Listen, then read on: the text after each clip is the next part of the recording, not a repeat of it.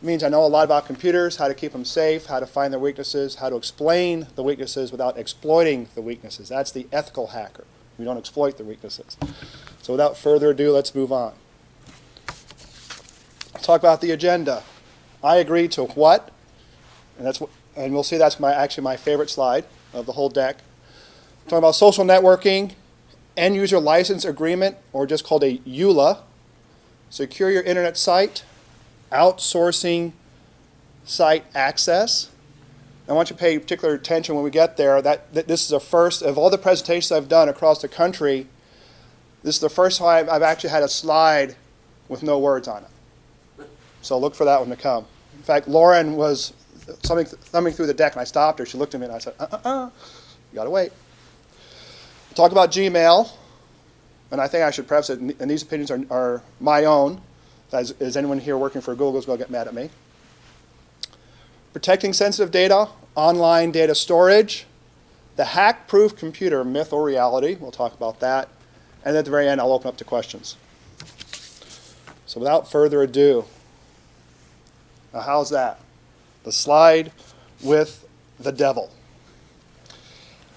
And I said I agreed to what? And this actually happened back in 2010. It was an April Fool's joke. The company was GameStation. They were based in the United Kingdom. They put a EULA, or end user license agreement, basically said that they could email you and with a 5-day written notice claim your immortal soul. And did people click on it? Thousands clicked on it to sell their soul to download a DVD. What I love about that April Fool's joke was, with almost unearthly clarity, it demonstrated people are not reading end-user license agreements when they hit, sure, okay, I agree, you betcha, sign me up. I agree to what? To sell my soul? But that's what they were agreeing to. And I found that to be probably one of the best, at least in my field, April Fool's jokes I've ever seen. So that was great. It made actually international news because they're based in the UK and they got press in Europe and here in the States. So, and it was huge letters too. It wasn't like little fine print. It was, we will take your soul. Okay, fine, take my soul.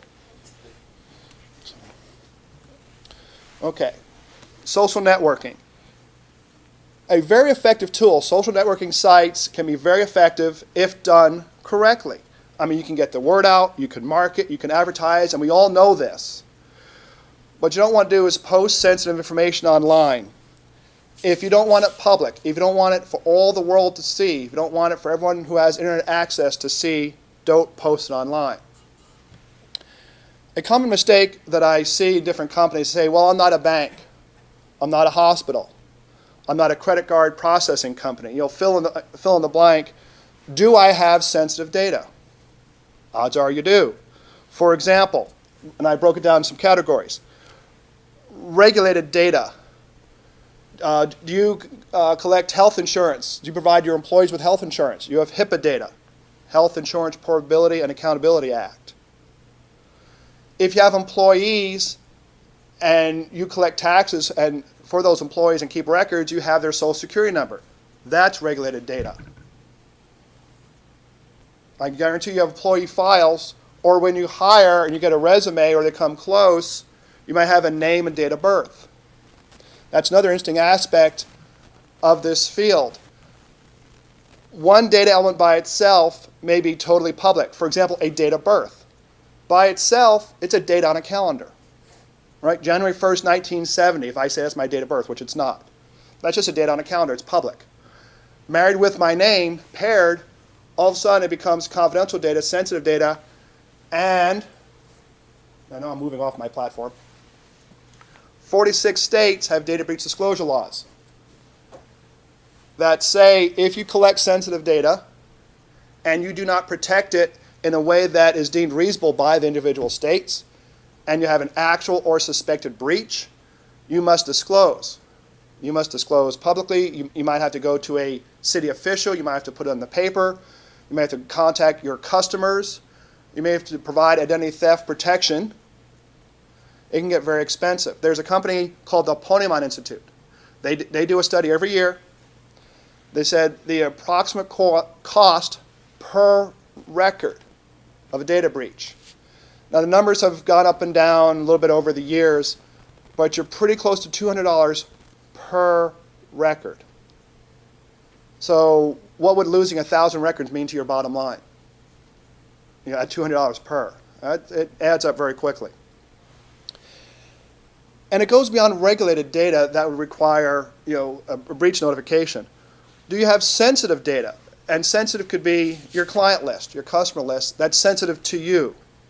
Your strategic business plan, or I call your secret sauce, right? Your intellectual property. I'm going to do a shout out to Mary and Track It. Okay? TrackLight. Okay. There are things out there that if they became public knowledge, if you lost control and it's on Facebook, you accidentally emailed it through Gmail, we'll talk more about that later. If that is your business model, your intellectual property, your next invention, and it's gone, or it's your client list, your strategic business plan, and it's gone, does that mean you close your doors? I do, in addition to the speaking I do consulting with companies of various sizes, both public and private sector. And a lot of times I hear, this is my business model, this is how I make money, this is how I am better than my competition, this is what sets me apart. If I lose it, I am done. How do I protect it? And we go through the architecture and everything else of how to put strong protections around it. And obviously it's, please don't put it on Facebook. Please don't put that on Google Docs. That's a mess. End user license agreement, or a EULA. What I recommend is you strike a balance. Have one. You want to protect your rights as a company, and we all have, we should be able to do that. We should be able to protect ourselves legally. That have a privacy statement, a privacy policy, or a EULA, end user license agreement, that is in our best interest. But you can do it in a way that also respects your customer. Now, I'm going to, kind of do both sides of what I see, both sides of that fence. We have Facebook and Instagram. Both have gotten a lot of bad press lately for what could be called disrespectful or even borderline abusive privacy policies. We can use, like Instagram. You post a photo, we can use it. We can sell it, we can make money off it, we don't need your permission, we're not going to share any money, it's ours. Facebook was the same thing. Photos, videos, intellectual, anything you post, they said they owned. Now it's funny, the example I gave 3 years ago, it showed no one was reading these. It's starting to get a little traction and starting to get a little bad press that when it goes totally overboard, you will make the news in a bad way. What I found interesting about Facebook, I've been checking their privacy policy of various sites on a recurring basis. They've tightened it up somewhat, but then again, at the risk of quoting an older site or one of my former slides, the devil's in the details. They said, yeah, we won't share your data with outside companies. It's just companies we're affiliated with. That's a pretty big hole to drive a truck through. So while maybe on paper they've put some restrictions around it, I still don't see that as really respecting your privacy. So. And then I look at companies like LinkedIn. I'm on LinkedIn, I'll say it, and they won't share. They don't. It doesn't mean you shouldn't use due care with what you post on there. It is open to the internet.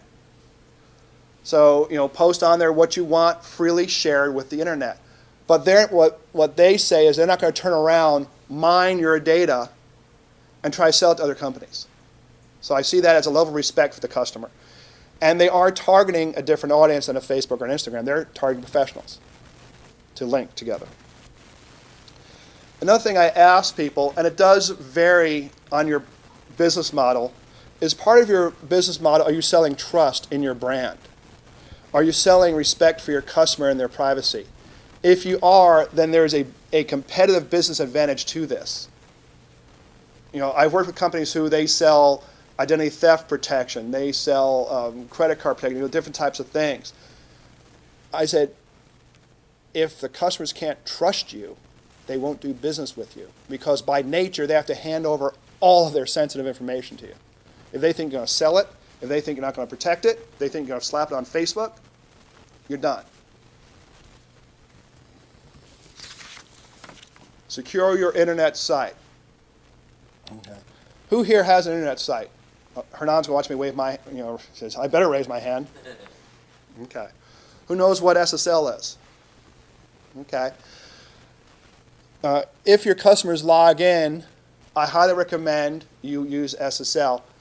Basically, without going too deep into the technical weeds, it encrypts the data as in transit from your computer to the server you're logging into. Because as you're going over the internet, anyone and their brother can see it. I say the internet is, the bastion of, 6 billion potential hackers worldwide. And one of the things I find, on the one hand, the internet is the greatest recent invention of mankind for the sharing of information and knowledge. On the other hand, how many hackers, in this country, we look at a hacker as a criminal. And if you get caught, there are serious felony, implications to being a hacker here in the United States. There are foreign countries where you're seen as an agent of the government. So you have no fear of repercussions. You can hack, and it is your job title is to hack. So, well, I tell people, encrypt, if you want people to log into your site with a username and password, encrypt that. That's where the SSL comes in. And different type of thing, a username and password, I talk about that. Do you have an account lockout for failed login attempts? Say my login ID is Phil, my password is Alexander, which it's not. Okay, am I going to keep trying to copy in Alexander and misspelling it? Are you going to lock me out for failed login attempts? Are you going to require a certain type of password complexity? Now, on a standard keyboard, there was called 4 elements of complexity: a lowercase letter, an uppercase letter, a number, and then a special character. An industry standard is, or something common in industry, is minimum of 8 and 3 or 4 complexity. And they ask about that, and are there variations? Sure there are. It should be appropriate to the data you're protecting. You also look at the impact to your customer base and what is their tolerance. What is their expectation? Expectation is going to be higher if I'm logging into my bank account. I don't want a forward password and then do my banking. I expect my bank, wherever I bank at, to have a higher threshold than that. Different people's, there's also an argument to clearing the account name for a failed attempt. So if I type in Phil and misspell Alexander and hit enter, it clears both. Now, there's a value to that. There are actually many programs, unfortunately, freely available on the internet to launch what's called a brute force or a dictionary-style attack. Basically, I look at a site with a login, put in the username, and just hit go, and this program will go to town on you. And if you don't lock me out, it'll hit thousands of combinations, and eventually it'll guess it. So that's where having an account lockout, that's where clearing a username for a failed attempt, making the user type in Phil again in my case, would help block something like that. And then there's different ways to unlock a locked account. I can, I'm trying to log in. I say, hey, Hernan, I locked myself out. You can send me if I register either my phone number on my cell phone or my email address, I can be sent an unlock code. Okay, type this in, try again, or type this in, here's a new password, but you got to send a new password. I just forgot it, so get a new password. Some, and this was very popular, but now there's going to be a flaw in this because it's doing with social networking sites. I locked myself out. Okay, well, answer what's called an out-of-wallet question. You would have submitted these before when establishing your account. Name of my first cat was. I was born in what city? My first car was this. My oldest son is this old. Is this old? I was married in this year. The thought is, it's personal to you. It's not in your wallet. That's why it's sometimes called an out-of-wallet question. Only you know it. It's hard to guess, so it's a high security. There's a flaw in that logic now. People are going on Facebook saying, I was born in this city, the name of my first pet is this, my first car was this, I bought it in this year, I was married this year. Basically, they're putting all the information to the out-of-wallet questions on Facebook, and people are getting that. So now I go, okay, well, I'm trying to hack into someone's account. I'm going to go on Facebook. That's their out-of-log question. Let's see if they post it on there. So I can't impress enough. If you are using out-of-log questions for yourself, for accounts that you have online, don't post your secret answers on social networking sites. What we're trying to do here is, stop identity theft, obviously financial fraud, and even cyber stalking. There are people just, I emphasize, and I can't say this enough, because I do a lot of talk with like schools and religious organizations, talking with minors. Do not, under any circumstances, meet someone in real life or meet someone for real that you don't know in real life. You only know online. Cyber stalking is real, and it's, unfortunately, there are predators out there who, at that point, stealing your Facebook account's the least of the worries. It's, hey, they'll target, a teenager, let's meet at the mall, and they think they're meeting a 13-year-old boy or girl like they are, and it's a predator. So, that's where, this becomes, very real. One of the stories I heard on the news 2 days ago I found fascinating. Talk about scams and putting a lot of personal information on social networking sites. I'm sure all of us have seen like fortune tellers, almost like telephone gypsies, call, and for $1 a minute, 50 cents a minute, what have you, I will tell your future. And you call them, you're amazed how much they know about you. They must be, truly have the gift. Or, you know where I'm going with this, they don't have the gift. They're searching your Facebook page and go, oh, well, you were born in this town, you went to this high school, you married this person, your first boyfriend was that, and wow. So it's not that they're psychic, they're trolling through your social networking sites.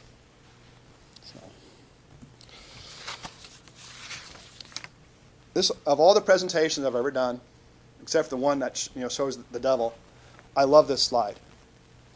Except for the title, it's just pictures and images, no typed words. Outsourcing site access. Now, I just got done saying, you're using SSL, protect the username and password. Someone's logging in. You're going to require a complex password. You're going to lock someone out after a certain number of failed login attempts. You're trying to, thwart the brute force attack against your site, against your customer to protect them. All well and good.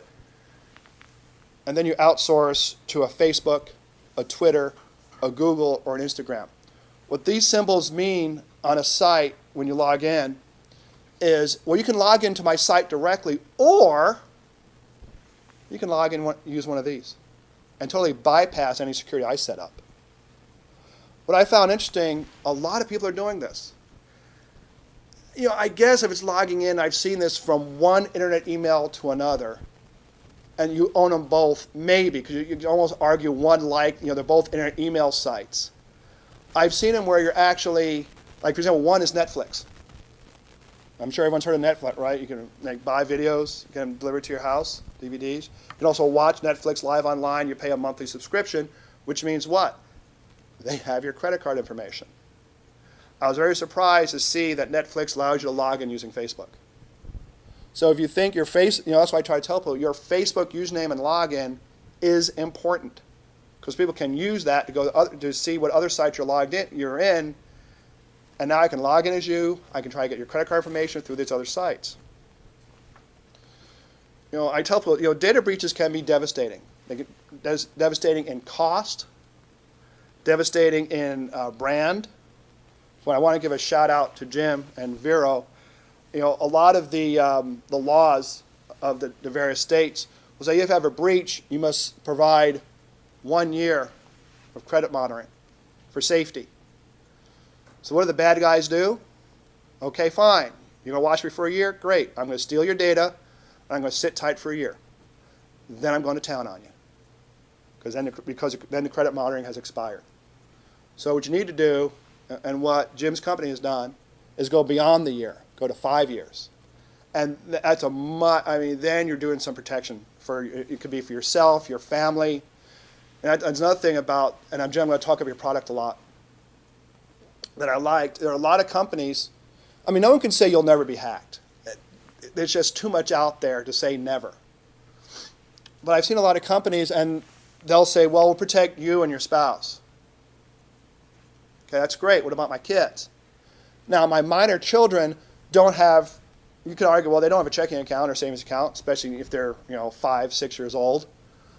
They probably don't have a credit card at that young age. What's their risk? What happens when they reach 18, apply for a credit card or try to get a student loan, and their credit score is in the 200s because their ID was stolen 10 years ago and they've been victimized for a decade and no one's known? Because they don't, they're not going to get the credit card account, the bills. They're not going to get anything. But yet, and that's why, unfortunately, for a lot of these identity thieves, they are targeting minors, well, and seniors too, unfortunately. So looking at the whole family does provide a more comprehensive approach. Gmail, your email, excuse me, and those of your customers are scanned for marketing purposes. That is almost a direct quote from their site. I tell people, and I laugh, I was in the Army for 6 years, and I knew even back then, I said, 20 years later, my knees are not going to like what I was doing back then. I was right. They don't. Well, if I want the name of a good orthopedic surgeon, the only thing I got to do is hop on a Gmail account, email someone that my knees hurt, and I'll start getting emails back, and advertisement back for orthopedic surgeons. That's how aggressively they're scanning your emails in Gmail. What I find now, so for one, my recommendation, especially at a business level, because I think it has a better image, is to have your own email domain, something like I have at dataprivacynetwork.com. Another thing I find interesting, and especially being in this field for 25 years, both on the private and public sector side, Microsoft was not known for their robust security in the old days. The old days, 80s and even the early to mid 90s.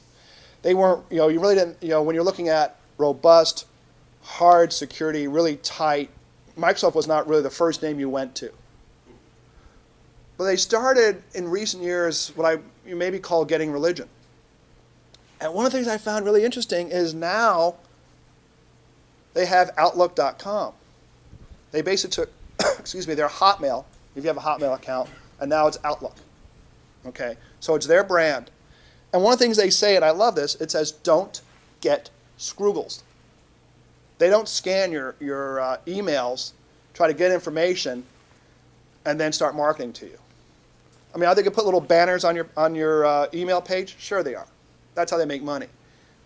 But they have in their privacy policy, which I see as a sign of respect, that they don't scan you. They don't read your emails. And they recognize that having that level of respect is going to provide them a business advantage. A lot of people like myself, I mean, it's almost part of our lexicon. Google this, right, to look something up on the internet. I'm starting to not Google it so much. I'm starting to Bing it more. Bing, another search engine. It's not that necessarily the results are noticeably superior that I've seen. I just find it as a sign of disrespect that everything I type, they're looking at. I find that disrespectful. And I'm a privacy guy, so it bothers me. So like I said, so Microsoft recognizes that there's a value in respecting people's privacy.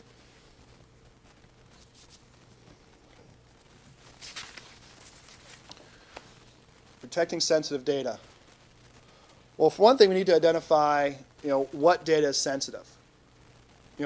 Not every piece of information floating around your computer, your servers, flying in your network, on your laptop, even on thumb drive for that matter, is going to be sensitive. Not everything's created equal. One thing I recommend is having classifications.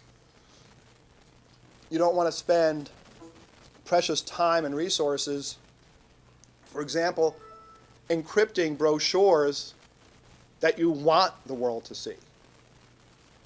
Right? You may put it in a PDF where they can't alter it, that's fine, but you want people to see it, so don't put your hardest controls around there. Now, for example, your executive salaries, sure. I mean, I love that commercial where the guy's recycling, and someone looks back, executive salaries, and the boss dives across the table to grab it. Okay, so yeah, different types of data require different levels of protection. The greater the value of the asset, the more protection you should put around it. Another thing I hear, and the joke was, if you ask 10 professionals, data security professionals, what data is confidential, you'll get 11 different answers. That's a consistency. So you need to set up for yourself, with guidelines, from if you're in a particular industry, like there's HIPAA, there's PCI, the credit card industry, there are books to help you out. Another thing I tell people, don't leave it up to your employees to guess. If you have a document, if you have your business plan that is very sensitive, and you say you don't email this outside the company, period. Then at the bottom, confidential, do not email, not to leave the company, or do not copy, whatever. Whatever makes provides a level of security for your sensitive information that you don't want. Sometimes it's done with the best of intentions. Yeah, I know I'm working. My boss is going to get mad because I'm not done. It's Friday. I'm going to email it to my home account, working on the weekend. Problem. I just sent a very sensitive document over the internet to my Gmail account, and now what is supposed to be very secret information for the company is now known internet-wide. That's the problem. There are software packages that can protect documents. There are packages that do a secure shred, basically a secure delete, versus a native delete that's native to an operating system. In fact, one of the things on the ethical hacker side, and especially the forensics examiner side, there are software packages that can look at a hard drive, what's called a bit level. Okay, a bit's a 1 or a 0. Okay, can look at it bit by bit. You think you deleted something, you did not. You make it non-searchable, but it's still there. Okay, and that can be easily recovered with forensic tools. So there are things out there that have a higher level, a more permanent delete.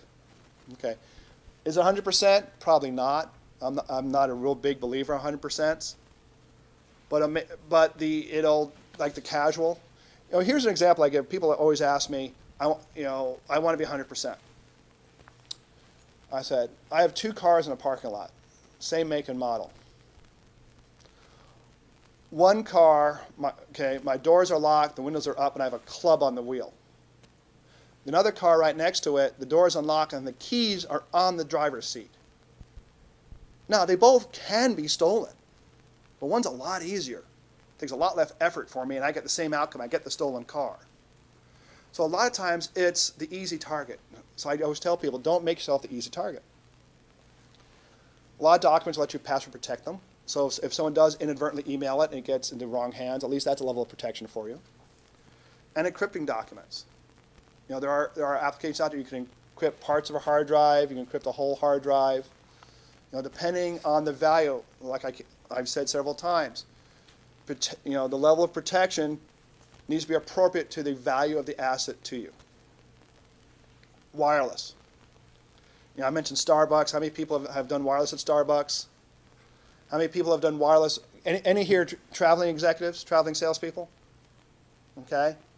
If I were a hacker, I would hang out at airports because their Wi-Fi is wide open. If I were a hacker, I would hang out at hotels. Okay. I'm not saying don't use it because you need to stay connected, but there are things you can do to help protect yourself. One, if you have your own wireless network, WPA2 is just a fancy word for the most current, the strongest encryption algorithm to protect wireless data in transit. Now, a lot of modern equipment have built-in wireless technology capability, and properly configured. Okay, you're your own Wi-Fi, so you're paying a little more because you're not, hitting off of the Starbucks or the airport, but at least your data is protected. Excuse me. There's also something I call MiFi. There are devices where basically you can be your own mobile hotspot. I've seen traveling teams of executives or traveling teams of salespeople, and you need 3, 4, 5 people on at the same time. So you have this little wireless, it's an external device. And you can set, okay, only people I know, because you need a password to get on. It's encrypted. So now it's wireless, so we're mobile. We're still mobile. We're still able to get what we need done at sites where we can't, plug into a network, but our data is secure.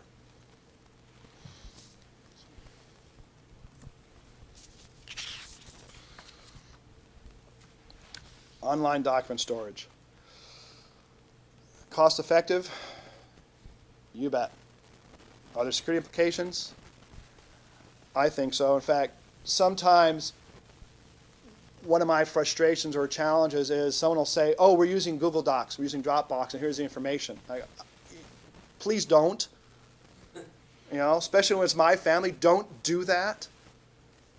And I have a lot of explaining, here's what you can do, here's how I can hurt, here's how people can hurt you, and everything else. So now, am I saying don't use a Dropbox or Google Docs? No, I'm not. If it's public data. If you put it on there knowing, you don't have an expectation of security, an expectation of privacy. If you want a solution, and I'm going to give another shout out, like a TrackLight and a collaborative vault, then it is encrypted. So I'm not saying you shouldn't take advantage of an online storage solution because it allows for collaboration, especially if you're spread across the country. It's great. It adds a lot of flexibility and functionality. But consider the protection of the data. One of the discussions I had with a school administrator, and I might not make the advisory board that I applied for after this conversation with them. However, they said, oh, we use Google Docs. No data, and the data's not sensitive. I go, really? What do you put up there? Name, address, phone number, email. Really? Wow. You know how much damage I can do with that information to you? And of minors, you know how much damage I can do? You know how much liability as an institution you have on yourself? They're actually, one of the states that has its own data breach law is actually considering making an email address a standalone data element that if breached, you must disclose. Because there are actually programs online where I can take your email address, do a search, and it'll tell me every place that you have an account tied to your email address. And that's the start of my hacking you. That's a start of doing identity theft, account takeover, financial fraud, and it's as simple as an email address. I mean, I always tell people, take that computer knowledge and get a real job. That's what I did. Rather than sitting in my basement hacking everyone, I got a real job. So, that's me. So. Hack proof, myth or reality. I believe there's a balance between functionality and security. And like I said, you need to balance the level of controls, the potential risk, the potential exposure, and the value of your assets. If something's internet aware, that's your highest risk level, of course, because you have your audience of, your intimate audience of 6 billion people. Whether it's on your internal network, whether it's in what's called a DMZ, and people from the outside can see it. So there are different levels, and there's different values of assets. And that's the strength of how you protect it. There was a saying that when the hard drive is spinning, the computer can be hacked. Of course, now we have solid-state hard drives, so I think that saying, I'm dating myself even using that. We came very close to what was considered a hack-proof system. It was actually used during World War II, and was used by the Germans. They had what's called a one-time PAP. It was a one-time use password to access, yet it was used once, never again. Near impossible to hack. Then they started running out of resources and started reusing the one-time use passwords, and the Allies broke it. So it was close. That's probably one of the closest things to being truly hack-proof, and then it got misused. In fact, we always, for the technical and for the techies out here, in modern computers are called IP-based communication. It's called the 7 layers of open systems interconnectivity, or the OSI model, and there are 7 layers. And they always say, okay, Phil, what are the weakest layers of the OSI model? I go, layers 8 and 9 of the 7-layer system. And I said, please elaborate on that, bless you. And I said, layer 8 are people. Always the weakest link, always. Who here, most people know of RSA, security fob folks. Okay, I've heard of them. Okay, maybe it's, okay, I'm in the business. Okay, RSA, they sell the ID fobs, the tokens, the number changes. So it's a second factor authentication. About a year ago, they got hacked. Now, their firewalls were great, their encryption, I mean, they were tight. Someone opened an email they shouldn't. The attachment opened up, boom, they got hacked. Layer 8, people. That's how they got hacked. What's layer 9? Politics. You know, I want to do this. I don't mean politics as, you know, President Obama or Democrat versus, that's not the level of politics I'm talking about. I'm talking about the corporate politics. You know, I mean, there are times in various jobs I've been in, I say, this is a risk. No, it's not, go away. And I've had to actually show, and I said, do I have your permission to show you how it's a risk? Yes, show me. And I say, here's the information that I shouldn't be able to see. Oh. So a lot of times the risk, so the last layer, layer 9, is politics. You know, one of the, you know, in the computer realm, you know, it's called CIA, and I don't mean the Central Intelligence, I mean confidentiality, integrity, and availability. For the security folks out there, it's the CIA triad. The security people always know we are never, ever front burner when it comes to technology money, ever, and never will be. The money is always going to be to getting the computer network up in the first place and make sure it is up. You know, if you're real secure but your customers can't hit your website, you're out of business. So of course availability is always going to be king, and confidentiality and integrity are always going to be back burner. So you need to make your arguments. But here, that's why I tell people, you know, how many of us can afford a $250,000 fine because of a data breach, or a loss of customer confidence, or, you know, being watched by a government agency as part of the data breach incident and being audited for the next 5 years to make sure you clean up your shop. That's where the security folks earn their keep. Another thing I tell people, it doesn't have to be expensive either. I'm going to get my high horse here for a second. One of my taglines is security can be eloquent. Many people will say, well, I have firewalls, I have servers, I have this, I have that. Are using it to its highest level, to its best level, so you get the biggest bang for your buck, your return on your investment. I'll keep it real simple, then I'll move on. Like you have a firewall, great. What are the firewalls like? I don't know. Is your firewall engineer just availability? Because if it is, I can write a rule that says let anything in, and it'll work great. Unfortunately, it's not a firewall anymore. It takes a level of expertise and knowledge and practice and diligence to only allow that traffic that is needed for the type of access to go back and forth.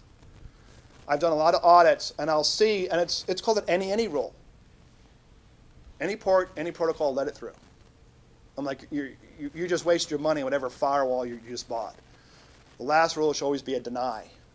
That's what's not allowed, deny and block. And there are things like that. In fact, one of the books, you know, for the home and small business, it's tips and tricks like that. You know, a lot of us, you know, unless you're a huge corporation, can't have the staff of security professionals at different areas of expertise. So make the most of what you have. And with modern equipment, you can actually have a fairly secure small network with the tools that you already have on hand. Okay.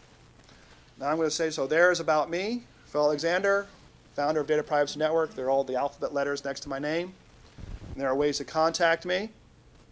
And I'll open it to questions at this time. I got a lot. Okay, well, I saw a hand in the back, so I'm going to. So my question is, how do you feel about services like LastPass, where you generate a unique password for each thing, but eventually all the passwords are stored on one server somewhere? That's my problem. All passwords are stored on one server. I like being the master of my own domain. And that's a personal thing of mine. I like knowing where it is. I like knowing where it's done. And I also like, so when I hear password stored on the same locale, ooh. So a little cautious about that. Yes? So we don't do this at my company, but we've built sites like this that use the Twitter handle or the Facebook handle for login. Yeah. You get a ton of stuff. I mean, I pretty much know just about anything I want to know about you as soon as you click that button. Yeah. Okay? what is the liability so that I can better advise my clients when they're doing that? Because they, of course, once a client finds out that they want that, they want everything about their perspective, you know, the person logging in and whatnot. What's their liability? Going back to the 46 states and all that. Name, email, I mean, I get everything. Right, Except Social Security. right. Once a system you have is in possession of that data, even if you didn't ask for it, it just got fed to you, but now you're in possession of it, you own the liability to protect it. Now for me to protect the way it would be either please don't do it, please don't send me this stuff in the first place, or I'm going to delete it. You know, I don't want to take the time, effort, and risk of protecting all this data that I don't need anyway.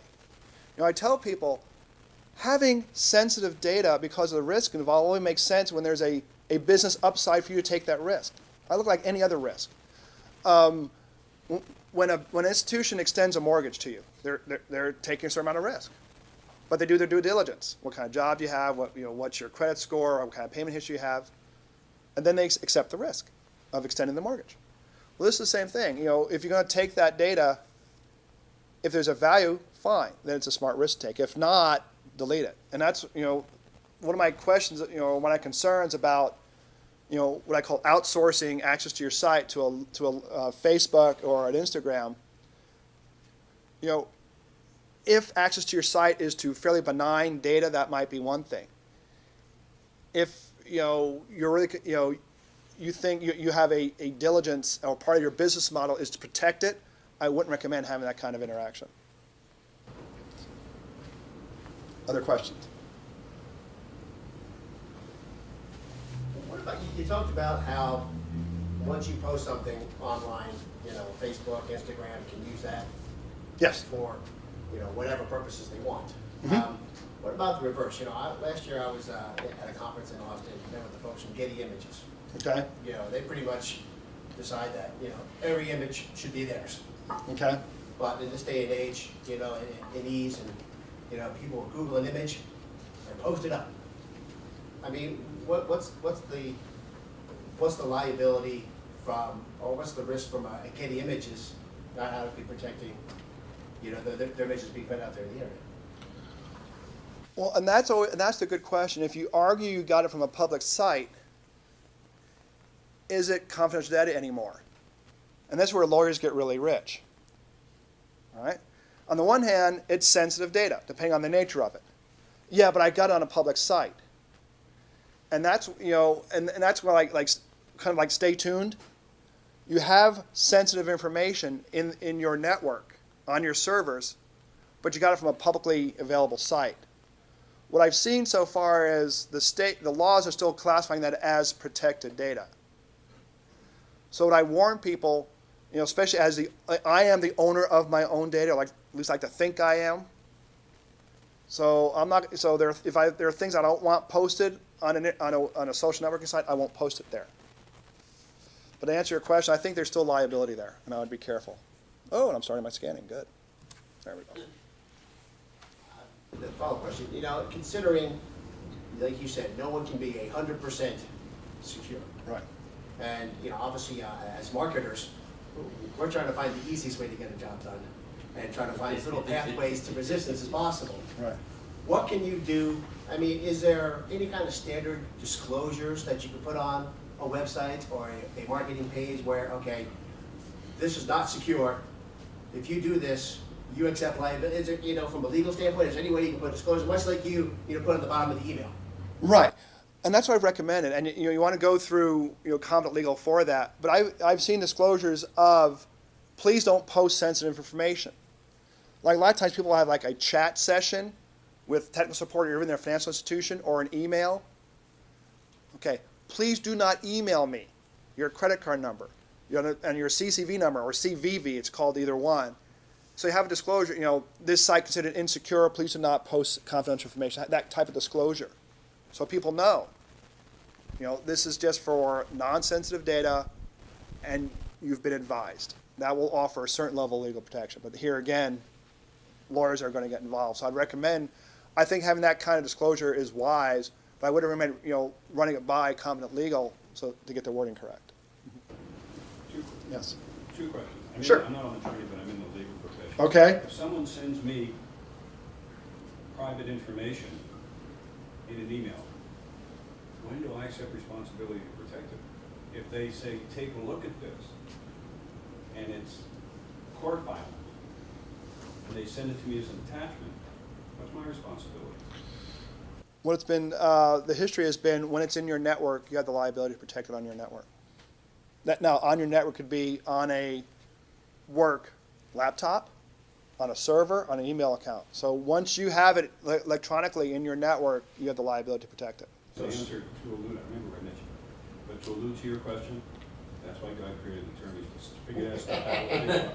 Leave it at that. Well, I'm sure God was involved in the creation, but that's okay. And secondly, how, rolling this over, I hear what you're saying, but when you use these devices, how much more, cell phones and tablets, how much more accessible or how much more, is there a greater breach or potential insecurity than a laptop?